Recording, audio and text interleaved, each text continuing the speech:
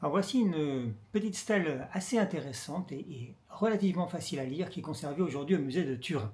Elle est impressionnante avec tous ces serpents au milieu. Alors, du premier coup d'œil, on est capable de la dater. Comment? Par la mode de cette dame qui a une robe ample et plissée et une perruque longue et bouclée. Donc on sait que ça, c'est la mode de l'époque des Ramsès, donc aux alentours du XIIIe siècle avant notre ère.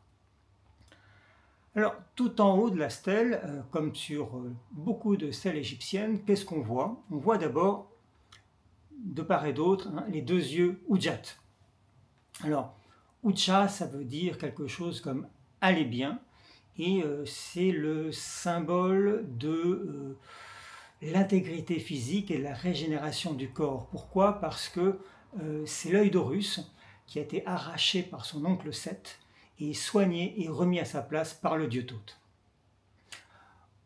Alors au milieu, entre ces deux yeux Ujjat, on voit une boucle chaîne. Alors c'est le même symbole qui sert à entourer ce qu'on appelle les cartouches, qui sont ces emplacements où on écrit le nom des rois. Juste en dessous, trois ondes. Quand elles sont ensemble, elles se lisent mou.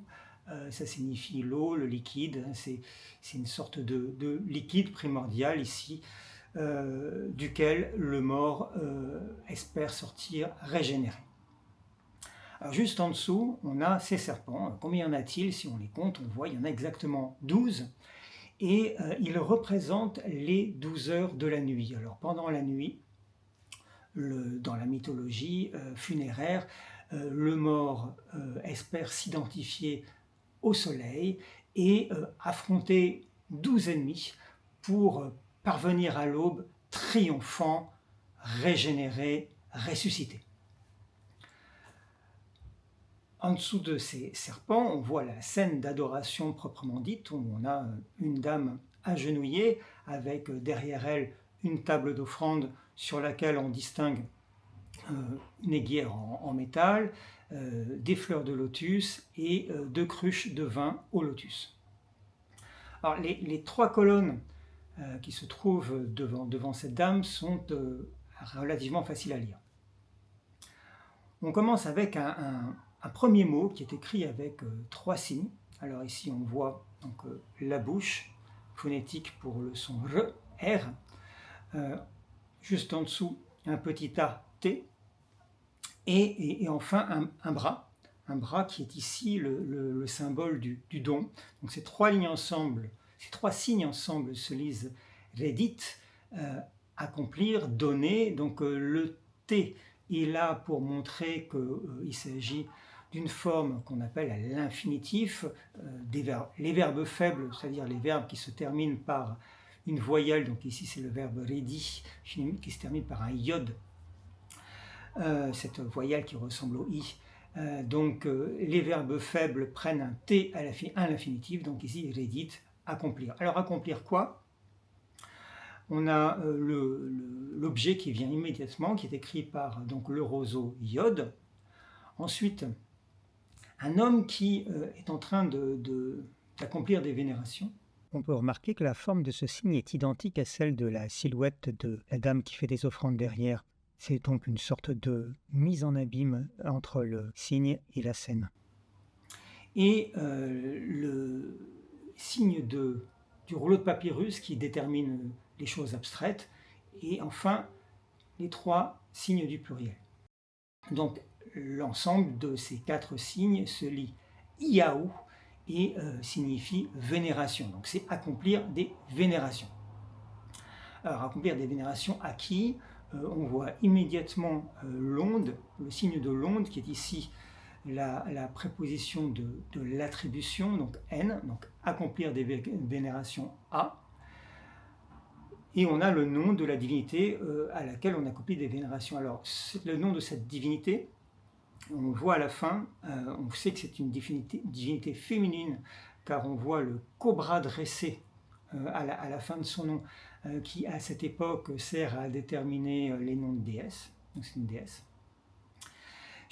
Et au début de son nom, on voit la ou avec les deux morceaux de bois liés, qui est le symbole de l'amour et qui se lit mer.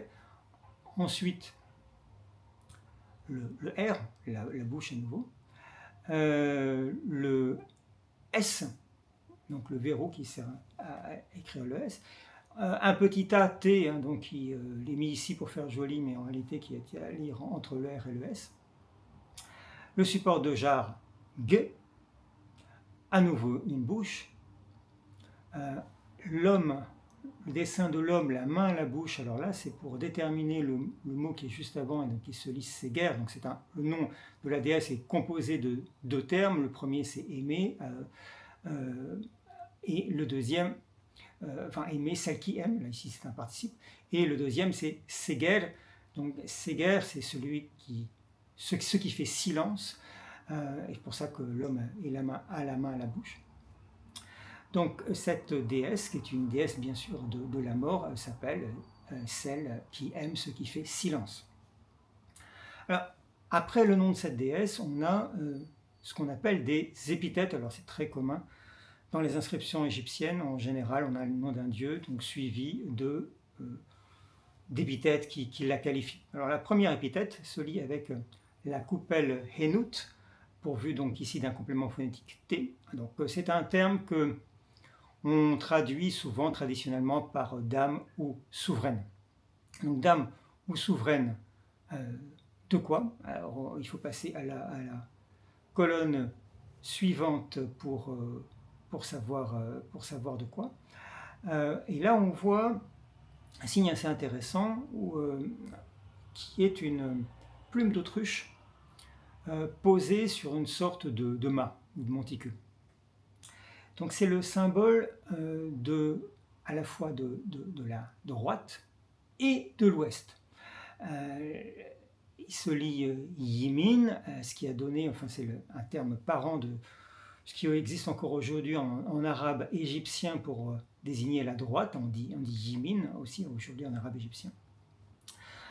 Et à côté de ce signe, on voit deux petits A T. Alors les deux en même temps, ça fait comme si c'était un duel, donc ça se lit Ti, Yimin Ti. Donc c'est ce qu'on appelle, avec cette terminaison en Y, c'est ce qu'on appelle un adjectif nisbeh, de l'arabe nisbeh qui veut dire relatif. Donc c'est ce qui est relatif à l'Occident, ou à la droite. Alors comme les Égyptiens s'orientaient vers le sud, donc la rive droite pour eux, c'est la rive gauche pour nous, donc c'est l'Occident. Sous les deux tas se trouve la montagne à 3 sommets, qui est ici un déterminatif d'un lieu désertique. Donc qu'est-ce que c'est que l'Occident? Comme les Égyptiens avaient coutume d'édifier leur nécropole donc à l'ouest du Nil, c'est donc le royaume des morts. Donc cette déesse Meret Seger, elle est dite dame ou souveraine de l'Occident. Juste après, on voit une corbeille, un neb, qui donc est le symbole de la possession. Cette corbeille est immédiatement suivie du tate qui est ici pour le féminin, donc c'est Nibet, la maîtresse. Alors elle est maîtresse de quoi? On a un terme en génitif direct, donc sans rien au milieu, qui est très facile à lire avec le carré de la natte P, le petit a T, et ensuite le déterminatif du ciel, donc vous voyez de la voûte céleste, donc en tout ça se lie et ça se comprend, pète, hein, le ciel, donc elle est maîtresse du ciel. Et enfin, sa troisième épithète, alors on a à nouveau un Henut, écrit d'une manière un peu différente, puisque là on a également un complément phonétique H, le H pointé, le H fort, qui est écrit avec la tresse de lin. Donc elle est encore une fois dame souveraine. De quoi? Alors on a après les trois mâts divins, donc des mâts sur lesquels flottent des sortes d'oriflammes. Donc c'est le signe du dieu, et donc répété 3 fois, c'est le pluriel, donc Netcheru, Natcheru, les dieux. Juste en dessous, à nouveau la corbeille, suivie d'un OU, d'un signe alphabétique OU, la petite corde qui est utilisée pour le OU au Nouvel Empire, et les 3 traits du pluriel. Donc là, les 3 signes à la fois la corbeille, le ou et les 3 traits du pluriel, c'est pour l'adjectif tous, donc elle est souveraine de tous les dieux. Alors, ensuite, on a ce que la défunte espère obtenir en échange de ces adorations.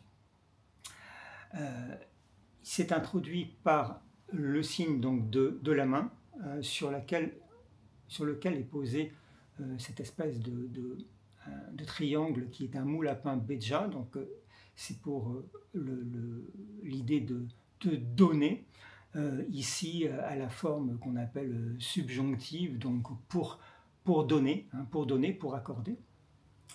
Le verbe est immédiatement suivi du verrou S, ici pour le pronom suffixe féminin de la 3e personne du singulier, donc elle, et qui est adjoint un petit t, mais qui n'est pas à lire phonétiquement, comme les mots féminins étaient terminés par T, d'ailleurs qui n'est plus prononcé à l'époque qui en général plus prononcé à l'époque où est gravée cette stèle, et bien ça finit aussi par devenir, ce T finit aussi par devenir un déterminatif du féminin. Donc on lit dit S pour qu'elle accorde, alors elle c'est la déesse.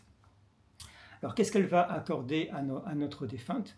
Alors sur la colonne suivante on voit le signe que tout le monde connaît, le signe de la vie, donc Or, suivi de l'allume-feu, qui est ici une écriture en abrégé de Uja, c'est la même racine qu'on avait dans le Yujao qui veut dire aller bien, et l'autre forme du S, qui est le lacet, et qui ici est une abréviation du mot Seneb, santé. Donc les 3 signes à la fois, Or, Uja, Seneb, on les traduit souvent dans la littérature égyptologique de manière traditionnelle par vie, force et santé.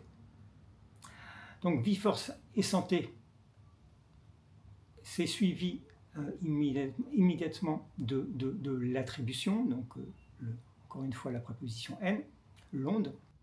Ensuite, on voit les 2 bras levés de ce qui en égyptien est appelé le ka, qui est une sorte de symbole de la capacité de l'action. Et juste après, on a le petit trait vertical qui est le déterminatif qui montre que le signe est à lire comme un mot entier. Donc au cas. Au cas de qui? Alors juste après, le trait horizontal est une forme simplifiée de l'onde n, donc c'est le génitif indirect, n, au cas de. Puis un titre qu'on vient de voir, c'est toujours cette corbeille avec le petit t en dessous, donc Nebet, la maîtresse. Maîtresse de quoi? Alors là, on a le petit plan carré du domaine, avec le petit trait à côté, donc c'est maîtresse du domaine. À l'époque, ça se prononçait quelque chose comme Nipar, le B tombé. Donc elle est maîtresse de maison ou maîtresse du domaine.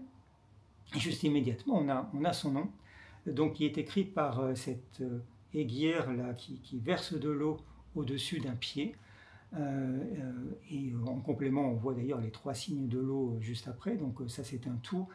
Cet ensemble, ça à lire Wab, pur. Donc cette dame s'appelle Wab, qui veut dire pur. Après, on voit que c'est la fin de son nom, puisqu'on a cette petite femme assise, donc c'est un déterminatif du nom des femmes, suivi de 2 signes verticaux assez indistincts, mais en réalité on sait que le premier c'est la règle de la justice, donc ça veut dire juste, et juste après c'est la rame du clapotis qui ressemble au son de la voix, donc c'est heru, la voix, donc juste de voix, qui est une épithète qu'on donne souvent aux personnages en contexte funéraire, parce qu'on les espère juste de voix auprès du tribunal des morts. Ces colonnes sont terminées. Juste derrière le personnage, on trouve encore quelques signes. Alors on a d'abord la lanière M, qui est ici, sert à écrire la préposition de l'inclusion. Ensuite, le pain posé sur une natte, donc c'est l'idée de poser, déposer, reposer, donc en P, donc de P, suivi des compléments phonétiques, donc à nouveau la natte carrée, le P ici, et le tapé, donc d'abord le tapé, puis ensuite la natte carrée.